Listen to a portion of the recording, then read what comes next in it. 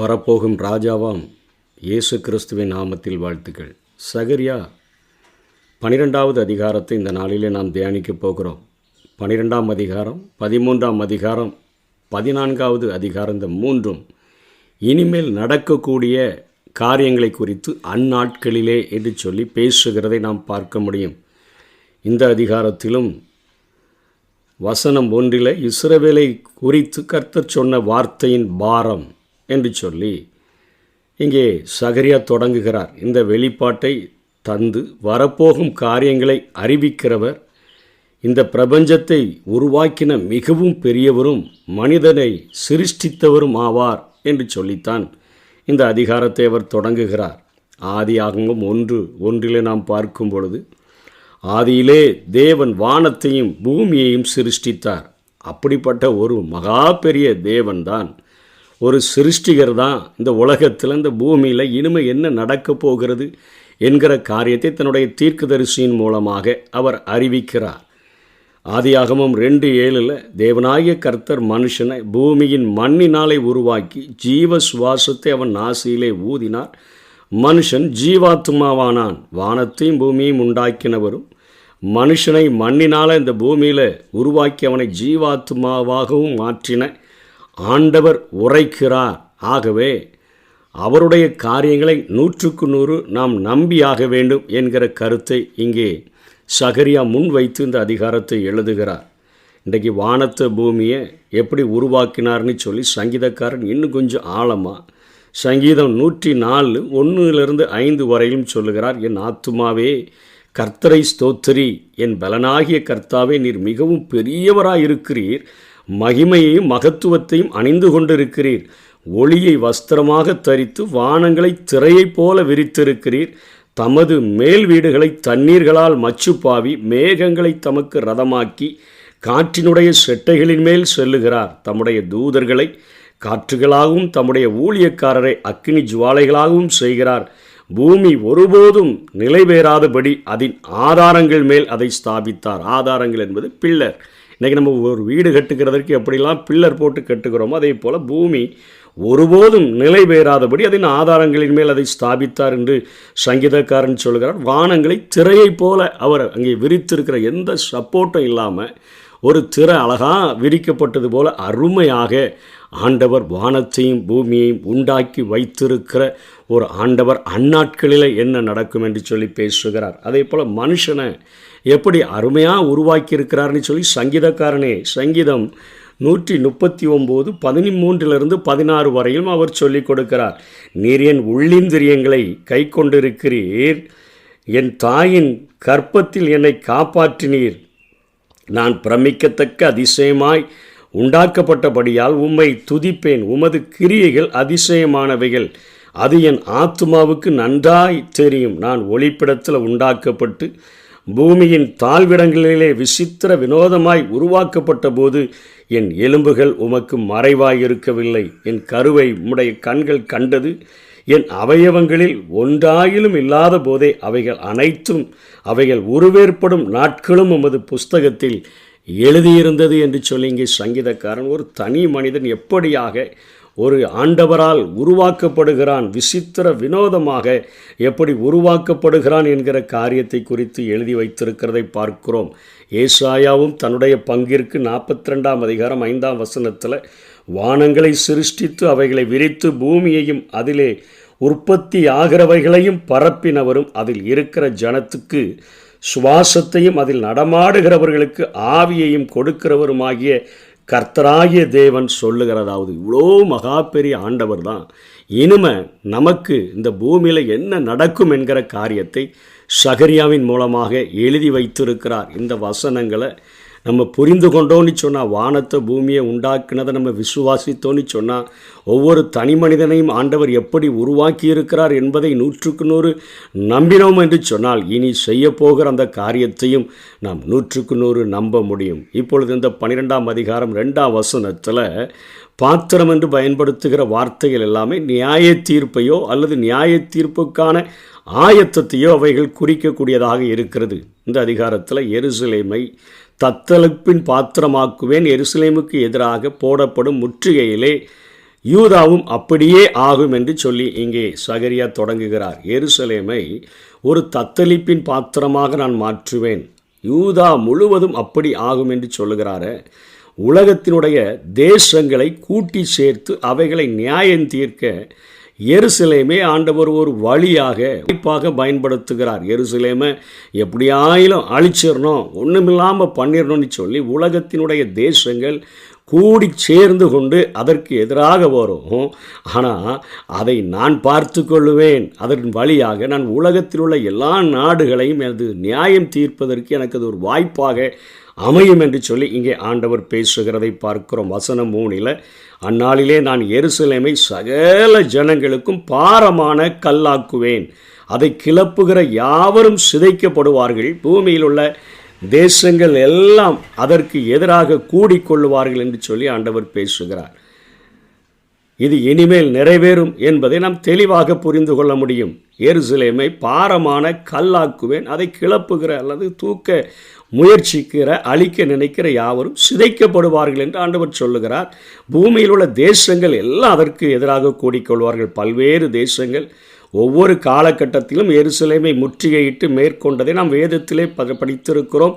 காலகாலமாக வரலாற்று சான்றுகளும் இவைகளை குறிப்பிடுகின்றன. ஆனால் இந்த வசனம் இன்னும் நிறைவேறவில்லை. எல்லா தேசங்களும் எருசலேமை சுற்றி இன்னும் முற்றுகையிடலை. அந்த நகரம் இன்னும் அசைக்க முடியாத ஒரு பாரமான கல்லாகவும் இன்னும் அது மாற்றப்படலை. கிபி 70 கூட ரோமர்கள் முற்றுகையிட்டு அதை முற்றிலுமாக அழித்ததை வரலாறு நமக்கு கூறுகிறது. ஆகவே ஆண்டவர் இனி வருகிற நாட்களில் எருசலேமை ஒரு பாரமான கல்லாக்கி எல்லா தேசங்களும் அதற்கு எதிராக வர வைத்து ஆண்டவர் உலகத்தை நியாயம் தீர்ப்பார் என்கிற கருத்துக்களை இங்கே சகரியா முன்வைக்கிறார். 4ஆம் வசனத்தில் இஸ்ரவேலுக்காக தேவனே யுத்தம் பண்ணுவார் என்கிற காரியத்தையும் சொல்லுகிறார்.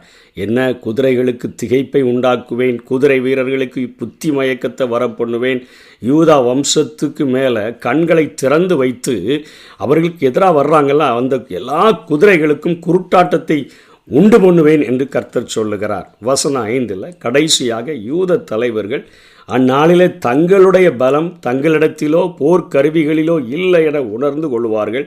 இது அவர்கள் தேவனிடத்தில் திரும்புவதற்கான ஒரு ஆரம்பத்தை குறிக்கக்கூடியதாக இருக்கும்.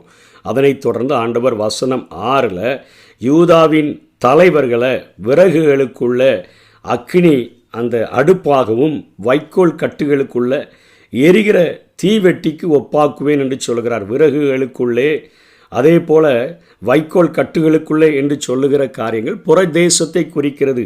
அந்த புறதேசத்துக்குள்ள ஆண்டவர் யூதாவின் தலைவர்களை ஒரு அக்னி அடுப்பாக மாற்றிடுவேன். அதனால் விறகுகள்லாம் வேகமாக எரிஞ்சிடும். வைக்கோல் கட்டுகள் மாதிரி தான் புறஜாதிகள் இருப்பாங்க, அவங்களுக்குள்ள எரிகிற தீவெட்டிக்கு ஒப்பாக மாற்றிடுவேன். என்னிடத்தில் மனம் திரும்ப ஆரம்பித்தபடியினால் எதிரிகளினுடைய சேனைகளை நான் கடைசி நாட்களில் நான் இப்படியாய் அழிப்பேன் என்று சொல்லி ஆண்டவர் பேசுகிறதை பார்க்கிறோம். 7ஆம் வசனத்தில் தாவீதின் வம்சத்தார் என்பது அவது இஸ்ரவேலை ஆளுகிறவர்களை குறிக்கிறது. ஆளுகை செய்கிற ஆட்சியாளர்கள், அன்றைக்கு அரசர்களாகட்டும் இன்றைக்கு ஆளுநர்களாகட்டும், அவர்களை குறித்து அவைகள் பேசக்கூடியதாக இருக்கிறது. யூதாவின் கூடாரங்கள் என்பது எருசலேமுக்கு வெளியே தேசத்தில் வாழக்கூடிய, எருசலேமை தவிர்த்து மற்ற யூதாவின் மற்ற பட்டணங்களை குறிக்கக்கூடியதாக இருக்கிறது. வெளியே உள்ள பட்டணங்களை முதலில் ரட்சிப்பார். அதாவது யூதாவினுடைய கூடாரங்களை ஆண்டவர் முதல்ல அவர் ரட்சிக்கிறார். 9ஆம் வசனத்தில் எருசலேமுக்கு எதிராக வருகிற எல்லா தேசங்களையும் அழிக்க பார்ப்பேன் என்று ஆண்டவரே பேசுகிறதை பார்க்கிறோம். அவ்வளோ பெரிய ஆண்டவர், வானங்களை விரித்த ஒரு ஆண்டவர், இந்த பூமியை அஸ்திவாரப்படுத்தின ஒரு ஆண்டவர், மனிதனை களிமணினால் உண்டாக்கி அவனுக்குள்ளாய் ஜீவ சுவாசத்தை கொடுத்த என் ஆண்டவர், இந்த உலகத்தை இன்றைக்கும் பாதுகாத்து பராமரிக்கிற ஆண்டவர் சொல்லுகிறார், எருசலேமுக்கு எதிராக வருகிற எல்லா தேசங்களையும் அழிக்க பார்ப்பேன். இது இனிமேதான் நடக்க போகிற காரியங்களாக இருக்கிறது. அதற்கு 10 13 வரையிலும் ஒரு மிகப்பெரிய அந்த இஸ்ரவேல் ஜனங்களுக்குள்ளாக ஒரு ஆழமான ஒரு குத்துதல் உண்டாகி அவர்கள் எப்படி தங்களுடைய பாவங்களை அறிக்கையிடுகிறார்கள் என்கிற காரியத்தை குறித்து பேசுகிறார். நான் தாவீதின் குடும்பத்தாரின் மேலும் எருசலேமின் குடிகளின் மேலும் கிருபையின் ஆவியையும் விண்ணப்பங்களின் ஆவியையும் ஊற்றுவேன். அப்பொழுது அவர்கள் தாங்கள் குத்தின என்னை நோக்கி பார்த்து, தாங்கள் குத்தின அப்படின்னு சொன்னால் அவர்கள் ஈட்டியால் குத்தலை, ரோம போர் சேவகர்கள் ஈட்டினால் குத்துனாங்க. ஆனால் குத்துகிறதற்கு காரணமாயிருந்த அவர்கள் என்னை நோக்கி பார்த்து, ஒருவன் தன் ஒரே பேரானவனுக்காக புலம்புகிறது போல, ஒரே ஒரு பையன்தான் இருந்தான், அவன் இறந்து போயிட்டானா எந்த அளவுக்கு அந்த வீட்டில் துக்கம் உண்டாகுமோ அதே போல் எனக்காக புலம்பி ஒருவன் தன் தலைச்சன் பிள்ளைக்காக, மூத்த பிள்ளை அது இறந்து போச்சுன்னா எந்த அளவுக்கு துக்கிப்பாங்களோ அதே போல் எனக்காக மனங்கசந்து துக்கிப்பார்கள். ஒரு ஆழமான ஒரு மனந்திரும்புதல் யூதாவில் இஸ்ரவேலிலே உண்டாகும் என்று சொல்லி ஆண்டவர் பேசுகிறதை பார்க்கிறோம். அந்நாளிலே மெகிதோன் பட்டணத்து பள்ளத்தாக்கின் புலம்பலைப் போல எருசலேமின் புலம்பல் பெரிதாயிருக்கும் என்று சொல்கிறார். ஆதாத்ரீம் என்று சொல்லப்படுகிற அந்த காரியமானது இங்கே யோசியா ராஜா அவன் மரணமடைந்தபடியினால், ஒரு நல்ல அரசனாக இருந்து மரணமடைந்தபடியினால் 2 நாளாகமும் 35ஆம் அதிகாரம் 22 25 வரையிலும் இந்த சம்பவம் எழுதப்பட்டிருக்கிறது. ஆகவே அங்கே அழுது புலம்பினது போல அவர்கள் எனக்காக மெகிதோன் பட்டணத்து பள்ளத்தாக்கில் அவர்கள் புலம்புவார்கள். ஆதாத்ரிமோனின் புலம்பலைப் போல எருசலேமின் புலம்பல் பெரிதாயிருக்கும் என்று ஆண்டவர் பேசுகிறார். தேசம் புலம்பிக் கொண்டிருக்கும் ஒவ்வொரு வம்சமும், அதாவது ஒவ்வொருவரும் தனித்தனியாய் வம்சங்கள் புலம்புவார்கள். தாவீதின் குடும்பத்தார் தனியே, இது ஆளுகிற குடும்பங்கள் தனியாக புலம்புவாங்க, அவங்க ஸ்திரீகள் தனியாக புலம்புவாங்க. நாத்தான் குடும்பத்தார் தனியே என்றும் சொன்னால் தீர்க்கதரிசியின் குடும்பத்தாரும் தனியையும் அவர்களுடைய ஸ்திரீகள் தனியையும் புலம்புவார்கள். லேவி குடும்பத்தார் தனியையும் அவர்கள் ஸ்திரீகள் தனியையும், அங்கே ஆசாரிய ஊழியம் செய்கிறவர்கள் தனியை புலம்புவார்கள். சிமேயி என்பது லேவியினுடைய பேரனாக அவர் இருக்கிறார். என்னாகமும் 3ஆம் அதிகாரம் 17-18 அந்த சிமேயி என்பவர் வருகிறார். அவர் குடும்பத்தார் தனியையும் அவர்கள் ஸ்திரீகள் தனியையும் புலம்புவார்கள். மற்றும் உண்டாக சகல குடும்பங்களிலும், யூதாவில் உள்ள இஸ்ரவேலில் உள்ள சகல குடும்பங்களிலும் ஒவ்வொரு குடும்பத்தின் மனுஷரும் தனித்தனி மனுஷன் ஆண்டவரிடத்தில் மனம் திரும்பும்படியாய் கதறுவான்.